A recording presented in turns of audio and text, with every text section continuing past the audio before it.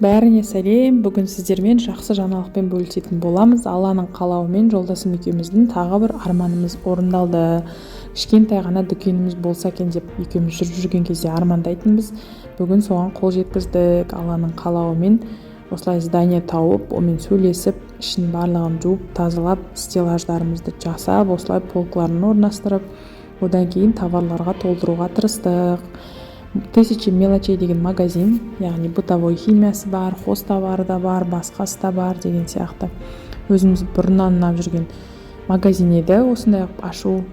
Сол осылай стеллаждарымыздың барлығын қолмен жасалды, нелер, полкаларының барлығы. Кейін жолдасым екеуміз түнделетіп келіп жинайтынбыз, ішін сыпырып, жуып, мында қайнап кем көмектесіп жүр, бағаларын қойып, товарларды реттеп, әлі де толтыруға тырысамыз. Болашақта үлкен магазин болады дегеніне сенімдіміз.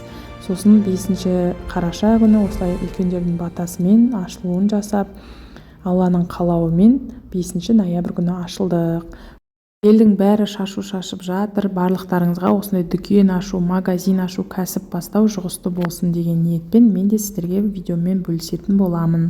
Адресі Қаскелең қаласы, Абылайхана 331А, торговый дом Аманат 2-ші есігінде. Магазин 1000 мелочей деп тұрады. Инстаграм парақшасында белгілеп кетем. Қаскелең тұрғындары болса, жақын маңайдағылар келіп сауда жасауларыңызға болады. Бұйыртса алдағы уақытта үлкен магазин болып үлкейетінімізге сенімдімін. Алдағы уақытта енді осы дүкендегі видеолармен бөлісетін боламын.